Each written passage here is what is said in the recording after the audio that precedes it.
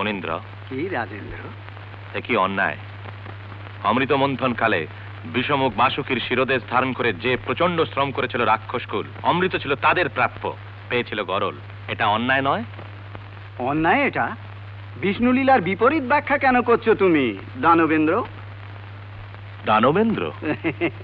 এ ভুল হয়েছে, এ লুকিয়ে আর কি করব।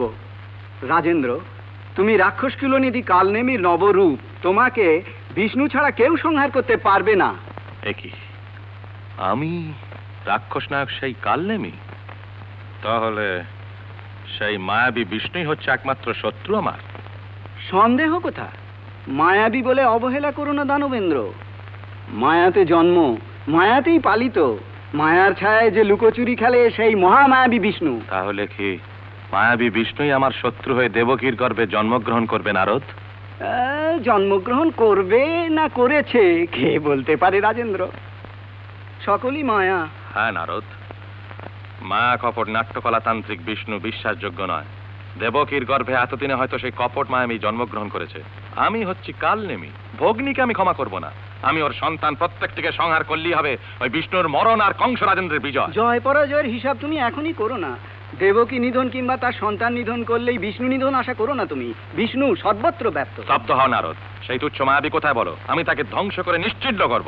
ব্রাহ্মণের অন্তরে, যাগযজ্ঞ স্থানে, সর্বতীর্থে অধিষ্ঠিত বিষ্ণু। তাহলে এসব সংহার করলে বিষ্ণু নিধন হবে, তাই নয় নারদ? হ্যাঁ তাই। প্রথমেই শোনো, দেবকীর সন্তান নিধন, তারপর অভিযান আরম্ভ হবে বিষ্ণুর অধিষ্ঠিত স্থানে। বিষ্ণু যেখানেই থাক, মৃত্যুদেবী তাণ্ডব নৃত্য ভয়ঙ্কর অট্টহাস্যে যেখানেই থাক, দিক দিগন্তে প্রতিধ্বনিত হবে হাহাকার রোদনধ্বনি। নারদ, বিষ্ণু একা নয়, জিষ্ণু একা নয়, ত্রিমূর্তি একসঙ্গে এলেও সংহার প্রতিরুদ্ধ হবে না। কিন্তু তবে কি দেবকী সন্তান প্রত্যেকেই মৃত্যুর মুখেতে যাবে? হায় হায় হায় হায়, সেই নিষ্পাপ শিশুদের বধ করবে? এটা কি ত্রিলোকি? তোমাকে নমস্কার, তুমি যে উপকার করলে। এসো। ভালো। দেবকী অষ্টম গর্ভ আমার শত্রু। দিদি, আসুন আসুন। এই জাতক সত্যি তিনি মহারাজের আগমন। পুত্রের কি ভাগ্য! পুত্রের অদৃষ্ট অভাব কিছু নেই, সে হচ্ছে পূর্ণ ভাগ্যবান। বসুদেব। দাদা, দাদা, এসো দাদা। এসো দাদা। এসো বাবা। মামা। দাদা। একই দাদা, একই আচরণ। কংসের কার্যক্রম আরম্ভ, শত্রু নিধনের প্রারম্ভ। নির্বিবাদে দেবকীর সন্তানদের আমার কাছে নিয়ে এসো। কি হেতু? সংহারের জন্য। সত্য কষ্ট হবে ভাই। সেদিন দেবকীর অষ্টম গর্ভ জাতকতম শত্রু জেনে এই নিষ্পাপ নিকচিস কোমল শিশুতে তুমি ক্ষমা করনি। সেটা সেদিনের অভিমত। সেই দিনের কংস ভিন্ন। সে কংস কালস্রোতে ভেসে গেছে। কালস্রোতে ভেসে গিয়ে থাকলে তোমার এখানে আসবার আর প্রয়োজন ছিল না। বসুদেব, নীতি নিয়ম জ্ঞানহীন তুমি বিবেকহীন, তোমাকে আমি অনুরোধ করবো না।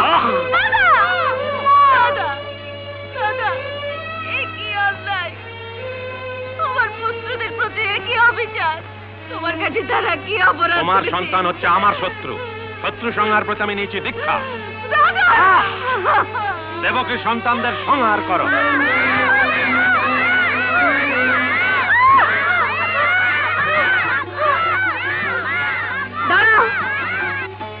আমার প্রাণ বধ না করে পুত্রদের বধ করতে পারবে না।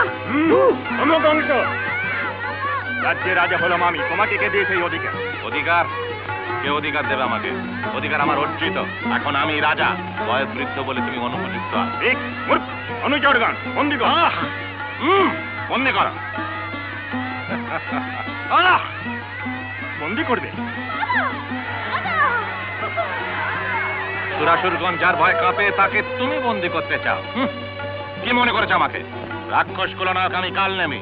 এখন মাতা পুত্রের স্নেহমার বিভ্রান্ত না হয়ে রাক্ষস প্রতিপালন নির্বিচারে সূচনা করতে হবে।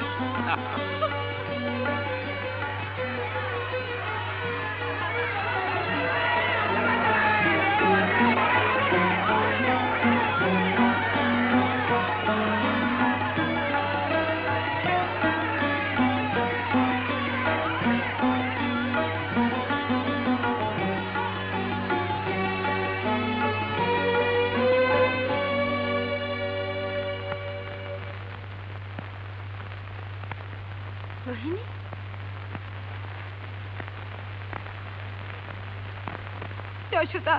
কি ব্যাপার রোহিণী, গর্ভবতী, একা এভাবে এসেছো কেন? কোনো বিপদ হয়েছে? বলো তো কি? কি বলবো, আমাদের পুত্রদের কংস হত্যা করেছে। দেবকী আর স্বামীকে কারাগারে বন্দি করে। কি সর্বনাশ! এসো ভাই।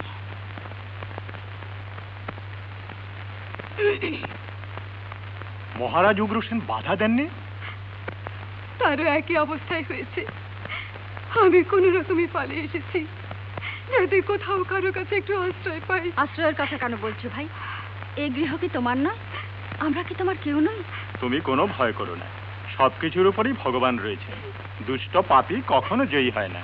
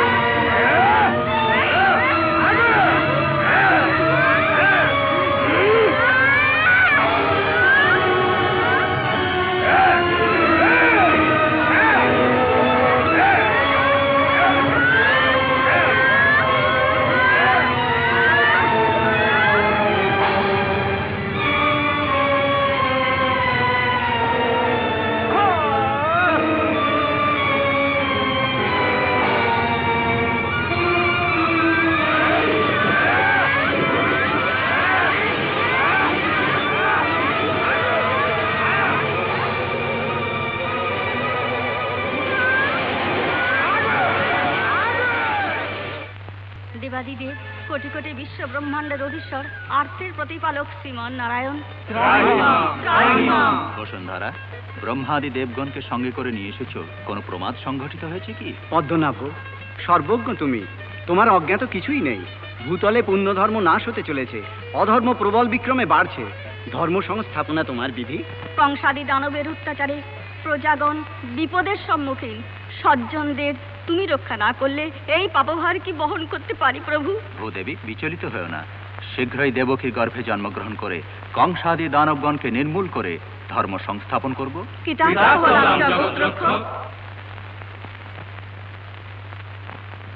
মায়া দেবী,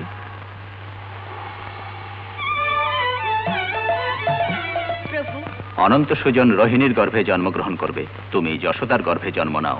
যথাজ্ঞা প্রভু।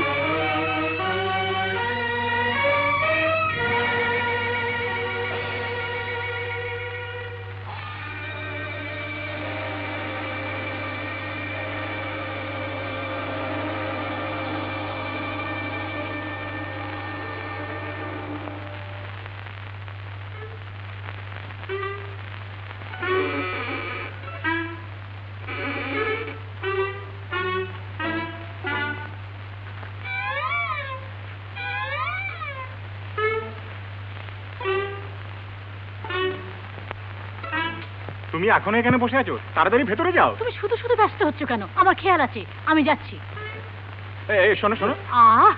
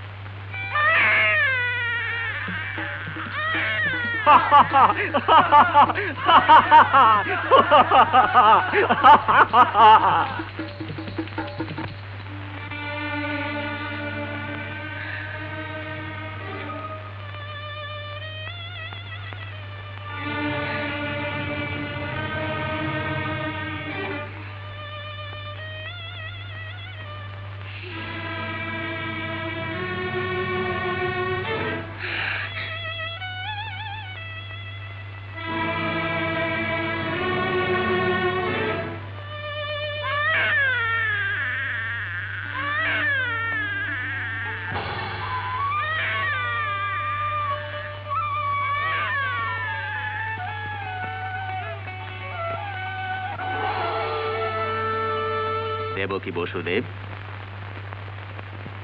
দেবাদিতি দীন শরণ্য, বিশ্বজগৎ পালয়িতা জ্যোতির্ময়ের দিব্য দর্শন পেয়ে আমাদের পাপ পঙ্কিল জীবন ধন্য হলো।